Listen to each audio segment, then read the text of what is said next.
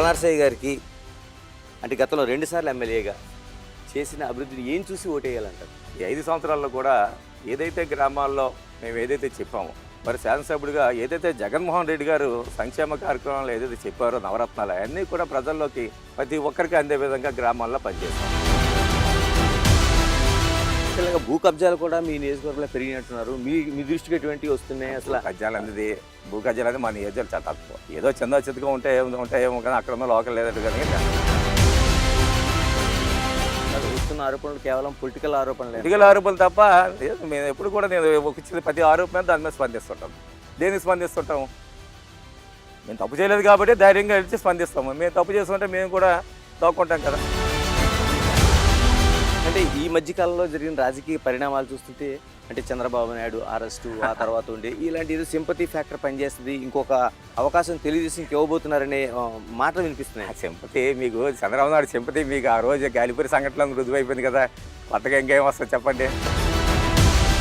విజయనగరం జిల్లాకు సంబంధించి కాపు సామాజిక వర్గం ఓటుని పరిగణలోకి తీసుకోకుండా ఇక్కడ విజయం అనేది ఎవరికి అంత కాదు, మేజర్ ఫ్యాక్ట్ చూపించే ఒక సామాజిక వర్గం. ఇప్పుడైతే రాజకీయ పార్టీ అనేది అన్ని కులాలను నమ్ముకోవాలి తప్ప ఒక్కొక్క కులాన్ని నమ్ముకొని కానీ రాజకీయాల్లోకి వెళ్తే అది ఎప్పుడు కూడా సక్సెస్ అవ్వడు.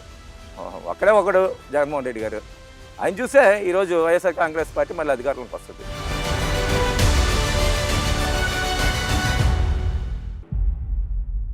విజయనగరం జిల్లాలో గజపతి నగరానికి ఒక ప్రత్యేకత ఉంది. గజపతి నగరం సిట్టింగ్ ఎమ్మెల్యే బొత్స అప్పలనరసయ్య మనతో ఉన్నారు. ఎమ్మెల్యే గారు నమస్తే. నమస్కారం అండి. ఇలాగ 2002 సార్లు మీరు ఎమ్మెల్యేగా ఉన్నారు నియోజకవర్గానికి. అవునండి. ఈసారి రెడీ అవుతున్నారు. విజయ అవకాశాలు ఎలా కనిపిస్తున్నాయి మీకు? విజయ అవకాశాలు చాలా స్పష్టంగా కనిపిస్తున్నాయి. ఎందుకంటే ఈ 5 సంవత్సరాలు నేను చేసిన అభివృద్ధి కార్యక్రమాలు ప్రజలు నమ్మారు, హర్షిస్తున్నారు. కాబట్టి మా ప్రీతి ముఖ్యమంత్రి జగన్మోహన్ రెడ్డి గారు ఏదైతే ఎన్నికల ముందు చెప్పాడో అన్ని కార్యక్రమాలు చేసి ఈరోజు ప్రజల్లోకి వెళ్తాం. కాబట్టి 100% విజయ అవకాశాలు మండిగా ఉన్నాయని చెప్పి నేనైతే నమ్ముతున్నాను బలంగా. అప్పలనరసయ్య గారికి అంటే గతంలో 2 సార్లు ఎమ్మెల్యేగా చేసిన అభివృద్ధిని ఏం చూసి ఓటేయాలంటారు? ఎమ్మెల్యే ఏం చూసి ఓటేస్తారు? మనం చేసే అభివృద్ధి గారు 5 సంవత్సరాల్లో మేము ఏం చేసామని చూసే ఓటేసి మమ్మల్ని గెలిపిస్తారు. ఈ 5 సంవత్సరాల్లో కూడా ఏదైతే గ్రామాల్లో మేము ఏదైతే చెప్పామో, ఇక్కడ ముఖ్యంగా డిగ్రీ కాలు తీసుకొస్తాను, డిగ్రీ కాలు తీసుకొచ్చాను. 30 బెడ్ హాస్పిటల్ 100 బెడ్ హాస్పిటల్ చేస్తాను, 100 బెడ్ హాస్పిటల్ తీసుకొచ్చాను. అలాగే గజపతినగర్కి బైపాస్ రోడ్ వేస్తానని చెప్పేసి బైపాస్ రోడ్ సుమారు 40 కోట్ల రూపాయలతో బైపాస్ రోడ్ తీసుకొచ్చాను. అలాగే గజపతినగర్ ఏదైతే ఫ్లైఓవర్ ఏదైతే ఉందో, మాలాపురం ఫ్లైఓవర్ ఏదైతే ఉందో 5 సంవత్సరాలు తెలుగుదేశం ప్రభుత్వ హయాంలో దాన్ని పడుగో పెడితే దాన్ని తీసుకొచ్చి మళ్ళీ ఈరోజు ఏమో దాన్ని కూడా స్టార్ట్ చేశాను. అలాగే గజపతినగర్ హైవేస్ గతకాలతో యాక్సిడెంట్లతో చాలా ఇబ్బంది పడే పరిస్థితులు ఉంటే సుమారు 110 కోట్ల రూపాయలతో హైవేని కూడా కంప్లీట్ చేసి గజపతినగర్ కొత్త బ్రిడ్జి కట్టే కార్యక్రమం చేసి సెంట్రల్ లైటింగ్ ఇచ్చి గజపతినగర్కి ఒక కొత్త రూపం తీసుకొచ్చాను ఈరోజు. మరి అలాగే ప్రతి గ్రామానికి కూడా రోడ్లు వేసే కార్యక్రమం చేసాం. ఈరోజు ఎంతో కాలంగా నాకు అంగచవాలపేట నుంచి పట్టువాడికి బ్రిడ్జి వాళ్ళ కళ ఇప్పుడు కూడా ఆ కళను కూడా నెరవేర్చే కార్యక్రమం కూడా చేశాను. మరి శాసనసభ్యుడిగా ఏదైతే జగన్మోహన్ రెడ్డి గారు సంక్షేమ కార్యక్రమాలు ఏదైతే చెప్పారో నవరత్నాలు అన్నీ కూడా ప్రజల్లోకి మేము ఏదైతే ఆయన ఇచ్చే మాట, కులం చూడొద్దు, మతం చూడొద్దు, పార్టీ చూడొద్దు, వ్యక్తులు చూడొద్దు అని ఏదైతే చెప్పారో అన్నీ కూడా ప్రతి ఒక్కరికి అందే విధంగా గ్రామాల్లో పనిచేసాం. ఈరోజు గడపకు వెళ్ళినప్పుడు నేను ఎక్కడా కూడా నాకు వ్యతిరేకత రాలేదు ఏ గ్రామంలో కూడా. దానికి కారణం ఏంటంటే వాళ్ళు కూడా ఇచ్చాను కాబట్టి ఎక్కడా కూడా మాకు అందలేదు అనే మాట ఎక్కడ రాలేదు. ఏదైనా చిన్న చిన్న గ్రామ మిస్టేక్ ఉంటే ఉండాలి తప్ప అంటే పార్టీలకు అధికంగా తెలుగుదేశం పార్టీ వాడని చెప్పి ఆపే పరిస్థితి అక్కడ కూడా మా గ్రామాల్లో లేదు. ఈరోజు స్వయంగా నేనే ఈ హౌస్ పటాస్ ఇచ్చినప్పుడు ప్రతి గ్రామాలకు వెళ్ళి లాటరీ పద్ధతి ద్వారా ఎవరు కూడా మా పార్టీ వాడికి ముందు ఇవ్వాలి అనుకోకుండా లాటరీల ద్వారా నేను కూడా హౌస్ పట్ల ఇచ్చే కార్యక్రమం చేశాను. ఇవన్నీ కూడా ప్రజలు గమనిస్తుంటారు. గతంలో ఏం చేశారు నాయకులు, ఇప్పుడు మేము వచ్చిన తర్వాత ఏం చేస్తామని చెప్పి ప్రజలు ఆటోమేటిక్ గమనిస్తుంటారు. ఎందుకంటే ఆ రోజు 5 సంవత్సరాల్లో వాళ్ళు చేస్తుంటే దాచుకోవడం తప్ప ఏ ఓటికి సామాన్య ప్రజలకు అందించాలని ఆలోచన చేయలే. జన్మభూమి కంపెనీలు పెట్టి కండువా వేసుకుంటే నీకు పెన్షన్ ఇస్తాను, కండువా వేసుకుంటే నీకేమో ఇల్లు పట్టా ఇస్తాను అని చెప్పి పరిస్థితులు ఉంటే ఈరోజు సచివాలయంలో ఒక అప్లికేషన్ పెట్టే వాలంటీర్గా ఒక అప్లికేషన్ ఇస్తే వాళ్ళకి పనులు అయిపోయాయి. అన్నీ కూడా ఇంట్లో కూర్చుంటే పనులు అయిపోయాయి. కానీ వాళ్ళు కూడా ఈరోజు అందుకే ఆసరాకేమో వేలాది మంది మహిళలు ఏమో వచ్చి ఈరోజు ఏమో జైజైలు కొడుతున్నారు జగన్మోహన్ రెడ్డి. కారణం ఏంటంటే ఈరోజు వాళ్ళ మనసులో నాటిపోయింది జగన్మోహన్ రెడ్డి వల్ల మా కుటుంబాలు బాగుంటాయి, మా పిల్లల పరిస్థితులు బాగుంటాయని ఆలోచనతోనే ఈరోజు ప్రతి మండలంలో కూడా సుమారు 12,000 మంది మహిళలు వస్తున్నారంటే చిన్న విషయం చెప్పండి. ఈరోజు 4 మండలాలు పెట్టాను. ప్రతి మండలంలో కూడా సుమారు 10,000 నుంచి 12,000 మంది మహిళలు వచ్చి జైజైలు పడుతున్నారు జగన్మోహన్ రెడ్డి. దానికి కారణం ఆయన వలన 5 సంవత్సరాల్లో కుటుంబం ఆర్థికంగా బాగుంది, మా పిల్లల భవిష్యత్తు బాగుంటుంది, మా ఆరోగ్యాన్ని బాగా చూసుకుంటున్న ఆలోచనతోనే ఈరోజు జగన్మోహన్ రెడ్డి గారు పనిచేస్తున్నారు కాబట్టి ఆయనకి మద్దతు ఇవ్వాలి. అలాగే మేము కూడా అవినీతి రహితంగా ఎక్కడ కూడా అవినీతి లేకుండా ఈరోజు పరిపాలన 5 సంవత్సరాల పరిపాలన సాగించాం కాబట్టి తప్పనిసరిగా ప్రజల మద్దతు మాకు ఉంటుందనే ఆత్మవిశ్వాసం అయితే నాకైతే ఉంది. సార్, విజయనగరం జిల్లా అంటేనే వ్యవసాయ ఆధారిత ప్రధానంగా ఉండే ఇది. ఇక్కడ సాగునీటికి ఎలా ఉంది, మరోవైపు తాగునీరు ఎలా ఉంది? ఇది చాలా కాలంగా అనేక సమస్యలు వెంటాడుతున్నాయి మనల్ని. తాగునీరు విషయానికి వచ్చేసరికి ముఖ్యంగా నేను శాసనసభ్యుడిగా ఫస్ట్ టైం ఉన్నప్పుడే నియోజకవర్గంలో ఎక్కడైతే పైలట్ ప్రాజెక్టు కింద అన్ని మండలాల్లో కూడా పైలట్ ప్రాజెక్టు పెట్టి ట్యాంకులు కట్టే కార్యక్రమాలు చేసాం. అలాగే దత్తిరాజులో సుమారు 30 కోట్లు కానివ్వండి, అలాగే మరువాడ ప్రాజెక్టు కానివ్వండి, అలాగే మా అమరవలస దగ్గర ప్రాజెక్టు కానివ్వండి, ఇవన్నీ కూడా ప్రాజెక్టులు కట్టి, అలాగే భీమసింగ్ దగ్గర ప్రాజెక్టు కానివ్వండి, ఇవన్నీ కూడా ప్రాజెక్టులు కట్టి ట్యాంకుల ద్వారా గ్రామాలకు నీరిచ్చే కార్యక్రమం చేసాం. ఇప్పుడు సుమారు 90 కోట్ల రూపాయలతో జలజీవన్ మిషన్ ద్వారా ఇంటింటికి కొలాయిలు వేసే కార్యక్రమం టెండర్లు పూర్తయ్యాయి. రేపో మాపూరు ఆ పనులు కూడా పూర్తయ్యి ప్రతి ఇంటికి కొలాయిలు ఇచ్చే కార్యక్రమం నా హయాంలో జరిగిందని చెప్పి గర్వంగా నేను చెప్తాను ఈరోజు. మరి తెలుగుదేశం హామీలు ఏం చేశారు చెప్పండి వాళ్ళని? ఒక్క పని. ఈరోజు ప్రతి గ్రామానికి ఈరోజు తారు రోడ్డు వేసామంటే మేమే వేసాం ప్రతి గ్రామానికి. వాళ్ళు ఒక్క పని కూడా చేయలే. ఎంతసేపు కబుర్లు చెప్తారు, మాటలతోనేమో అదే చంద్రబాబు నాయుడు ఆ రోజు మాటలతో మోసం చేశారు ప్రజల్ని. అదేవిధంగా ఇక్కడ ఉన్న లోకల్ లీడర్ కూడా మోసం చేసే పరిస్థితి ఈరోజు. అందుకే ప్రజలు వాళ్ళు నమ్మలేదు, విశ్వసించట్లేదు. ఎన్ని గ్రామాలకు ఉంటుందండి ఈ ప్రాజెక్ట్? నీటి ప్రాజెక్ట్ టోటల్గా అన్ని గ్రామాలకి, టోటల్గా నియోజకవర్గంలో అన్ని పంచాయతీలు కూడా. ఎంఎన్ ప్రాజెక్ట్ ఇది అంటున్నారు, ఇదేమన్నా ఏదండి? చంపానది నుంచి వచ్చిందేనా? చంపానది నుంచి వచ్చింది, అలాగే మాది బొబ్బిలి నుంచి వచ్చింది. ఇవన్నీ కూడా టోటల్గా అన్ని గ్రామాలకు కూడా అప్పుడే ప్రాజెక్టు పెట్టాము, అప్పుడే ప్రాజెక్టుకి పెట్టాము. ఇప్పుడేమో ఇంటింటి కొలాయిలు వేసే కార్యక్రమం 90 కోట్ల రూపాయలతో ఇప్పుడు చేస్తున్నాం ఈరోజు. ఎమ్మెల్యే గారు, ఇక్కడే అంటే ఇంటింటికి కుళాయిలు అయితే వేసారు కానీ రిజర్వాయర్లు ఆ స్థాయిలో నిర్మాణం జరగలేదంటున్నారు. అటువైపు దీన్ని అందుకే మేము సోమటిగా నేను టెక్నికల్గా నేను బేసిక్ ఇంజనీర్ కాబట్టి ఆ రోజులోనే డిఆర్సీలు కూడా దీని మీద పాయింట్ రేట్ చేశాను నేను డిఆర్సీ మీటింగ్లో కూడా. ఎందుకంటే మనం ఇంటింటి కొలాయిలు వేసే ముందు ట్యాంకులు కట్టి దానికి ఇండివిజువల్ సోర్స్ మనం చేసిన తర్వాత ఇంటింటి కొలాయిలు ఇస్తే బాగుంటుందని చెప్పి నేను ఏదైతే చెప్పానో దాన్ని బేస్ చేసుకుని మళ్ళీ ఈ మధ్యనేమో 90 కోట్లతోనూ సెకండ్ ఫేజ్లో స్టాండ్ చేశారు. ఇవన్నీ ట్యాంకులకే పెట్టి దానికి ఇండివిజువల్ సోర్స్ లోకల్ సోర్సెస్ మేమేమో బోర్లు తీసి దానికేమో ట్యాంకులకు నీరు అందించే కార్యక్రమం చేస్తున్నాము. దాని ద్వారా ఇంటింటి కొలాయిలు ఇచ్చే కార్యక్రమం చేస్తున్నాం. రైడింగ్కి మంచి పాయింట్. దీన్ని కూడా మేము టెక్నికల్గా ఆలోచన చేసి ఇప్పుడేమో ఆ కార్యక్రమంగా శ్రీకారం చుడుతున్నాం మేము.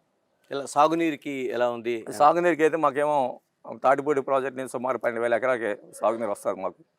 అలాగే ఆంధ్ర ప్రాజెక్ట్ నుంచి కూడా సుమారు 5,000 ఎకరాలకి సాగునీరు వస్తుంది. ఈరోజు ఏమో తోటపల్లి ప్రాజెక్ట్ ఏదైతే కంప్లీట్ అయ్యాలో దాని నుంచి సుమారు ఒక 12,000 ఎకరాలకి నీరు రావాల్సి ఉంది. ఆ పనులు ఇంకా పూర్తవుతున్నాయి. తొందరలో ఆ పనులు కూడా పూర్తి అయితే సాగునీరు కూడా ఇబ్బంది లేకుండా పరిస్థితి. ముఖ్యంగా అది అన్నిటికంటే పోలవరం ఏదైతే నీరు వస్తుందని ఆశగా ఎదురు చూస్తున్నారు మా ప్రాంతంలో, అది కానీ వచ్చినట్టు అయితే మాకు సుమారు మా కాన్స్టిట్యున్సీకి 80,000 నుంచి 90,000 ఎకరాలకి సాగునీరు అందించే పెద్ద ప్రాజెక్ట్ అది.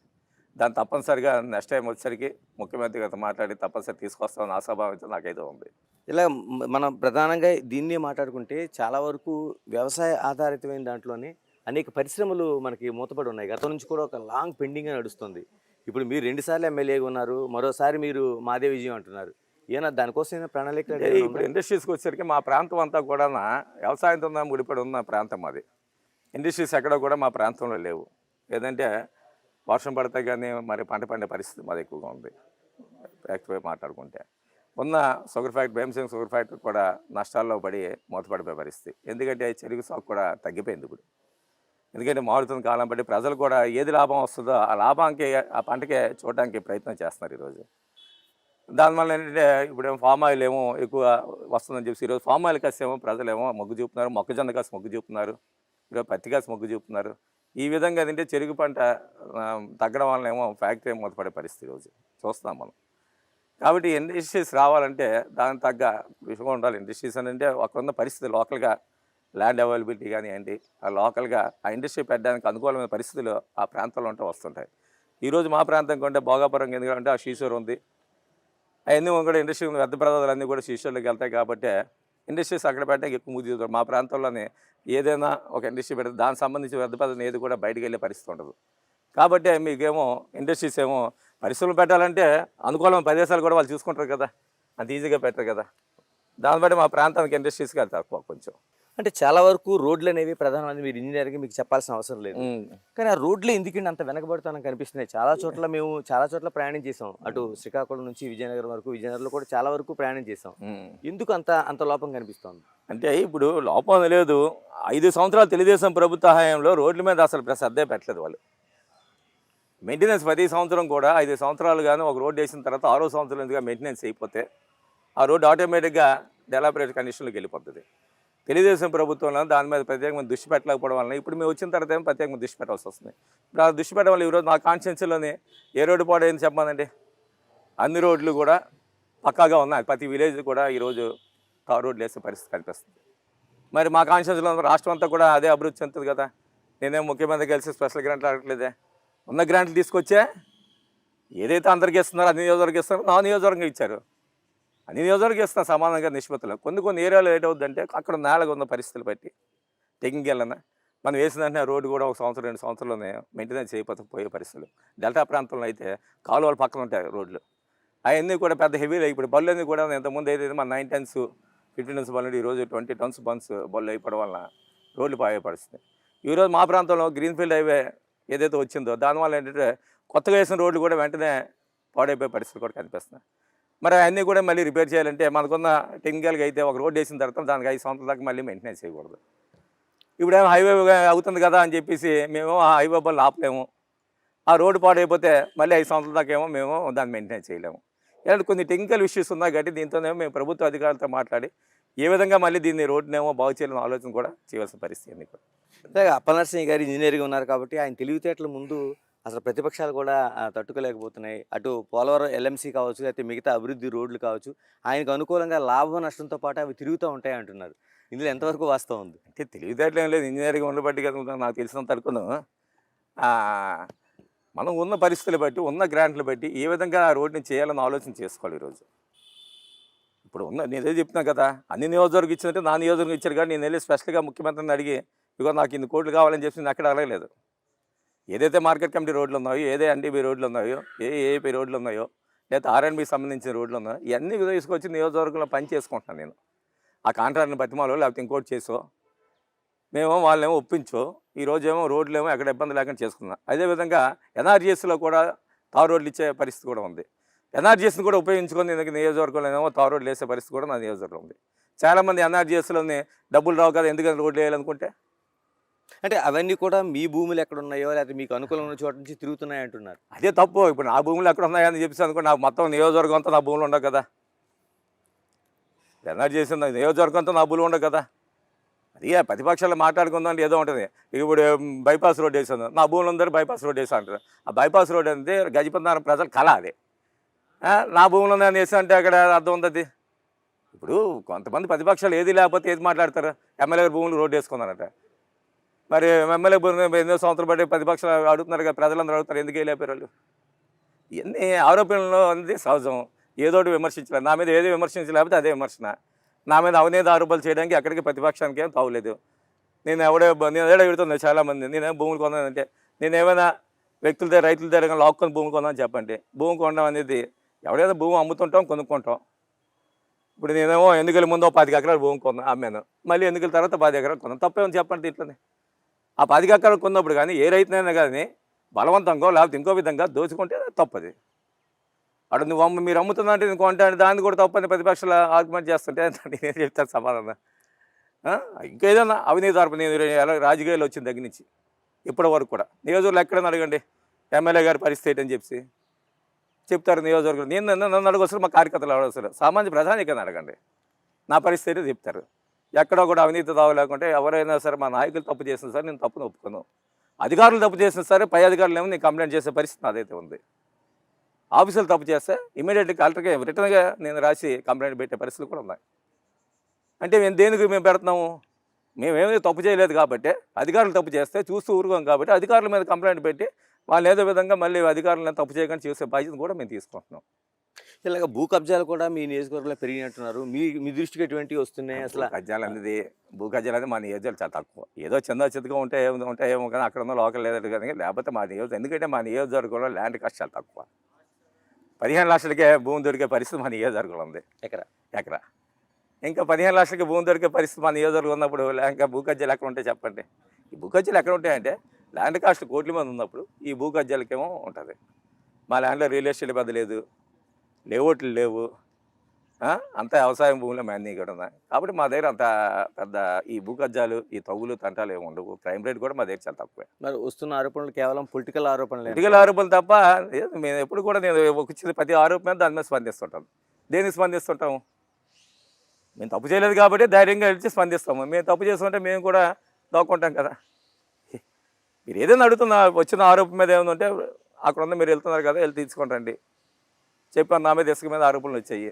ఇప్పుడు నా బ్యాంక్ అకౌంట్లో అన్నీ ఇచ్చేస్తాను చూసుకున్నాను, నా ఫోన్ కాల్స్ అన్నీ ఇచ్చేస్తాను చూసుకోమని చెప్పి అంత ధైర్యంగా ఎవరు చెప్తారండి? నేను ఎవరితో మాట్లాడానా? లేకపోతే నా అకౌంట్లో డబ్బులు పడ్డాయా? నా అకౌంట్ నా 5 సంవత్సరాల అకౌంటే నేను ఇచ్చేస్తాను చెప్పాను. నా బ్యాంక్ అకౌంట్ అంటే 5 సంవత్సరాల బ్యాంక్ అకౌంట్లు ఇస్తానని చెప్పి ప్రతిపక్షాలు చెప్తుంటే ఇంకేముంది చెప్పండి? అంతకంటే ఇంకా వాళ్ళకే రుజువులు సాక్ష్యాలు కావాలి చెప్పండి. ఇలాగ మనకి శ్రీకాకుళం కావచ్చు, విజయనగరం కావచ్చు, వలసల జిల్లాగా చాలా కాలంగా మనకి ఉండిపోయింది. ఇప్పుడు 2 టర్ములుగా ఉన్నారు, మరోసారి కూడా మీరు అధికారానికి వస్తానని భరోసాగా చెప్తున్నారు. ఏముంది ప్రజలు ఇక్కడి నుంచి వలసలు పోకుండా, అంటే గజపతి నగరానికి సంబంధించి ఏమైనా ప్రణాళికలు ఏమైనా ఉన్నాయా? అప్పటికి ఇప్పటికీ వలసలు కొంత తగ్గాయండి. ఇందుకే ఎడ్యుకేషన్ పెరిగిన తగ్గించి వలసలు తగ్గే పరిస్థితి కూడా ఉంది. మేము ఆ రోజుల్లో ఈ వలసలు అరికట్టాలంటే ఏం చేయాలని చెప్పి పిల్లల్ని ఏ విధంగా మరి మేము చూడాలి, ఎందుకంటే పిల్లలతో పాటు వెళ్ళిపోతున్నారు, భవిష్యత్తు నాశనం అయిపోతుందని ఆలోచన ఆ రోజు చేసామండి. చేసినప్పుడు రాజశేఖర్ ఉన్నప్పుడు కస్తూరిబా స్కూల్స్ వస్తే నేనేమో ప్రతి మండలం కస్తూరిబా స్కూల్స్ పెట్టినప్పుడు స్వయంగా నేను మా పేషెంట్ వెళ్ళి గ్రామాల్లోకి వెళ్ళి ఆడపిల్లల్ని తీసుకొచ్చి మీరేమో వలసకి వెళ్ళిపోయిన మీ పిల్లల్ని ఇక్కడ జాయిన్ చేయండి, మీకు సేఫ్టీ మేము ఇస్తామని చెప్పి ఆ రోజు ప్రతి ఆడపిల్లలు కూడా జాయిన్ చేసామండి. ఆ రోజు 10 మంది కస్తూరిబా స్కూల్ జాయిన్ అవ్వాలంటే గగనం మాకు. ఆ రోజు 10 మంది ఉన్నారు, ఆ ప్రిన్సిపల్స్ వచ్చి మేము ఎత్తేస్తారు, స్కూల్స్ ఎత్తేస్తారు, జాయిన్ చేయండి అంటే ఆ రోజు మేమే స్వయంగా వెళ్ళి పిల్లలను జాయిన్ చేస్తాం. ఈరోజు ఆ సీట్ల గురించి ఏమో రికమెండేషన్ ఎక్కువైపోయాయండి. ఇలాంటి జగన్మోహన్ రెడ్డి గారు చేసే సంక్షేమ పథకాలు ఏవైతే ఉన్నాయో, నవరత్నాలు కావచ్చు, మిగతాయి కావచ్చు, ఇవి కేవలం మాత్రమే ఇప్పుడు ఉండే విజయ అవకాశాల కారణమవుతాయా, లేకపోతే అప్పల నరసయ్య గారికి ఏమైనా ప్రత్యేకత ఏమైనా ఉందా? అంటే నేను ఇది అని చేయడానికి భరోసా. ఇప్పుడు జగన్మోహన్ రెడ్డి సంక్షేమ కార్యక్రమాలు అన్నీ కూడా ప్రజల్లో తీసుకెళ్తే ఆటోమేటిక్గా మాకు ప్లస్ పాయింట్ వస్తుంది. ఫస్ట్ ఆఫ్ ఆల్ ఆయన ఏదైతే గవర్నమెంట్ ఎప్పుడైనా సరే గవర్నమెంట్ చెప్పిన కార్యక్రమాలే మన విజయానికి సోపానం అవుతాయి ఫస్ట్ ఆఫ్ ఆల్. ఆ తర్వాత వ్యక్తిగతంగా ఈరోజు నేనేం చేస్తానని చెప్పి కూడా ప్రజలు చూస్తుంటారు. అంటే నేనేమైనా అలిగేషన్స్ కానీ కరప్షన్లో కానీ కూరుకుపోయినా లేకపోతే ఏంటని చెప్పి ఆ రెండు లేనప్పుడు ఎందుకు విజయావకాశాలు రావు? ఈరోజు మా జగన్మోహన్ రెడ్డి ఎమ్మెల్యేలు మార్చాల్సిన అవసరం ఏంటండి? కారణం ఏంటి? ఎమ్మెల్యే మీద ఏదంటే ప్రజల్లో కానీ ఇప్పుడు మార్చడానికి కారణం ఆరోపణలు ఉంటాయి కదా, ఆరోపణలు ఉన్నాయి కాబట్టి మార్చుతున్నారు. లేకపోతే ఎందుకు మారుస్తారు? అందుకైనా గ్రాఫ్ తగ్గిందని. గ్రాఫ్ ఎందుకు తగ్గుతుంది? అంటే మినిస్టర్స్ అయితే చాలా చోట్ల గ్రాఫ్ తగ్గదు. ఎవరికైనా మినిస్టర్ అవ్వచ్చు, లేకపోతే ఇంకో అవ్వచ్చు, ఎవరైనా అవ్వచ్చు. గ్రాఫ్ తగ్గడానికి కారణం ఏంటి? మన ప్రజల్లోకి ఏమో కనిపించకపోవాలి గ్రాఫ్ తగ్గాలంటే. చెప్పిన మన 5 సంవత్సరాలు ఏదైతే మనం గ్రామాలకు వెళ్ళి చెప్పామో ఆ కార్యక్రమం చేయకపోవచ్చు, లేకపోతే మన అవినీతి ఆరోపణలు కానీ చేసినప్పుడు కానీ దాని కౌంటర్ అటాక్ కానీ మనం ఇవ్వలేకపోతే దానివల్ల కూడా గ్రాఫ్ తగ్గుతుంది. ఇవన్నీ కూడా బ్యారేజ్ చేసుకుని ఈరోజు జగన్మోహన్ రెడ్డి గారు ఏమో ఆలోచన చేస్తూ గ్రాఫ్ మారుస్తున్నారు. దాంట్లో తప్పు ఎక్కడ ఉంది? ఎవరు తప్పు పెట్టవలసిన అవసరం లేదే. ఎవరినైనా పని చేసి గట్టి కష్టపడిన మారుస్తే దానివల్ల పార్టీకి నష్టం వస్తుంది. ఈరోజు ఆయన చేసే మంచి కార్యక్రమాన్ని ప్రజల్లో తీసుకెళ్తే ఆయన ఎందుకు మారుస్తారు చెప్పండి? ఎందుకు ఆయన వైనాట్ 175 అనడానికి కారణం ఏంటి? ప్రతి నియోజకవర్గాలకి సుమారు 1000 కోట్ల రూపాయలు డీబీటీ ద్వారా ఏమో డబ్బులు వేసే కార్యక్రమం చేశారు. ప్రతి నియోజకవర్గంలో ఇప్పుడు ఒక గజపతి నియోజకవర్గం కాదు, ప్రతి నియోజకవర్గ సంక్షేమ అభివృద్ధి కార్యక్రమం కానీ సుమారు 500 నుంచి 1000 కోట్ల వరకు ఖర్చు పెట్టారు ఆయన ప్రతి నియోజకవర్గంలోనే. మరి అన్ని నియోజకవర్గాలు వెళ్ళాలి కదా.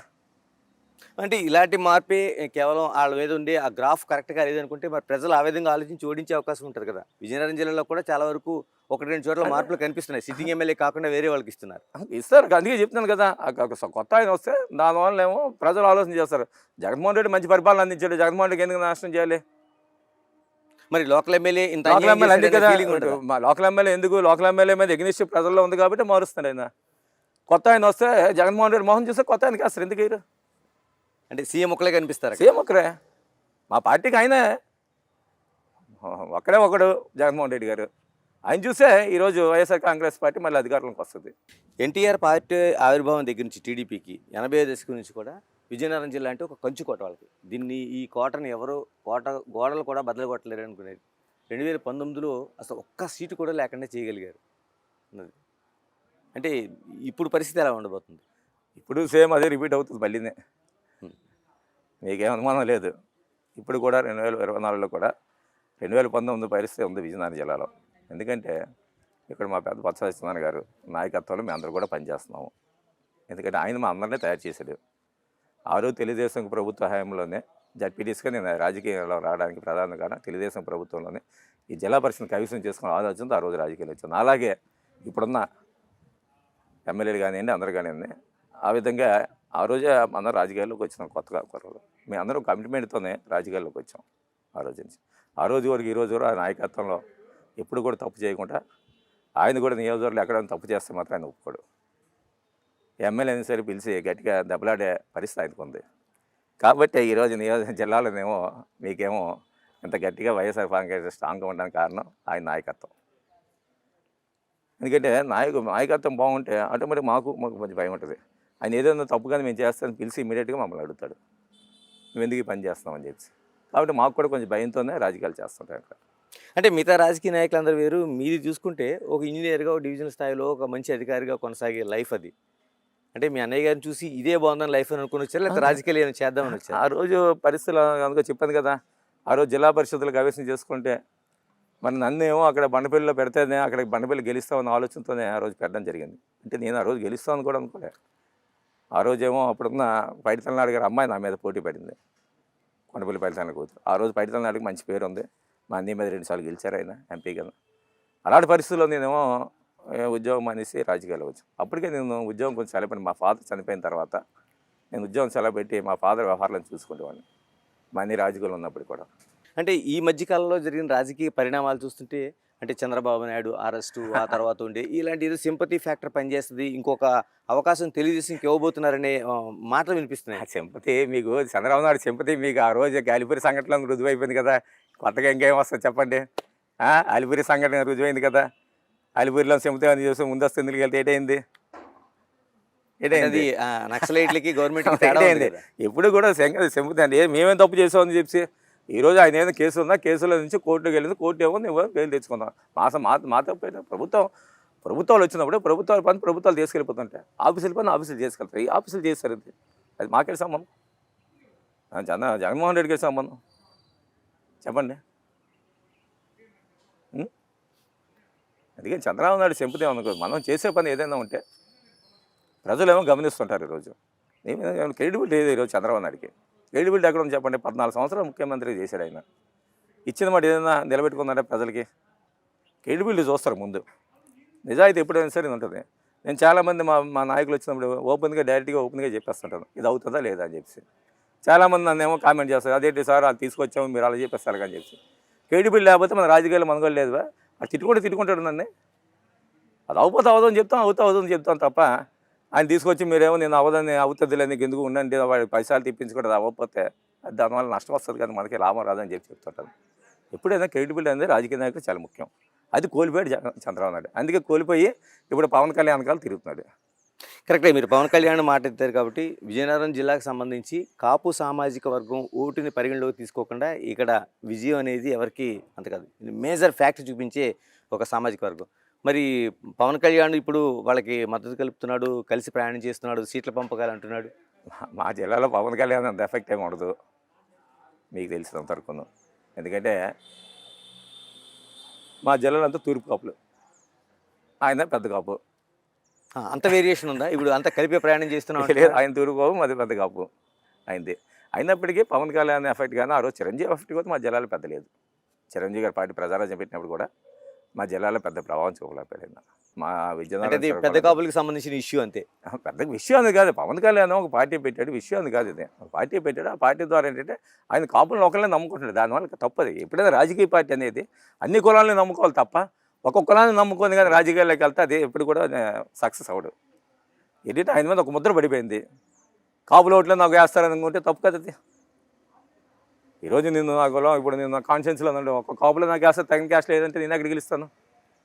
అన్ని కులాలని మనం సమాన స్థాయిలో చూసుకున్నట్టయితే తప్పనిసరిగా విజయం సాధిస్తారు పార్టీ పెట్టి. ఈరోజు ఆ పరిస్థితి పవన్ కళ్యాణ్కి లేదు. ఎంతసేపు ఒక్క కులానికి ఆయన ఏమో పోషిస్తున్నారు కాబట్టి తగిన కులాలు ఏమో ఆయన హర్షించే పరిస్థితి కూడా కనిపించట్లే. మరి షర్మిల కూడా తోడయ్యారు కదా. అక్కడ శర్మలు ఎక్కడ తోడు ఆయన వైఎస్ఆర్ ఆయన కాంగ్రెస్ కాంగ్రెస్ పార్టీ అంటే కాంగ్రెస్ పార్టీ ఈరోజు కలదు కదా, మీరందరూ కలిసిపోయిందని మీరు అనుకుంటున్నారా? కాదు, మీరంతా కాంగ్రెస్ మేమైతే పార్టీ కలదు అనుకుంటున్నాం. కాంగ్రెస్ ఆవిడ పార్టీ ఆవిడ పార్టీ ఆవిడ పార్టీ పోషిస్తే వీళ్ళ పార్టీలు పోషిస్తాం అనుకుంటున్నాను. మీ ఆరిజిన్ పార్టీ మా అండి, మా మీరంతా- వీళ్ళు అన్ని కలిసినా మాకు భయం లేదని చెప్తాం. మీ నియోజకవర్గానికి సంబంధించి చెప్పండి. 2019లో ఒక సింపతితో జరిగిన ప్రయాణంలో మేము అంతా ఓడిపోయాం అనేది అప్పలనాయుడు గారు లాంటి వాళ్ళు చెప్తున్నది. ఈసారి ఆయనకి ఎన్ని ఓట్లు వచ్చాయండి? అంతకుముందు ఎన్ని ఓట్లు వచ్చాయి గెలిచినప్పుడు? మొన్న ఎన్ని ఓట్లు వచ్చాయి?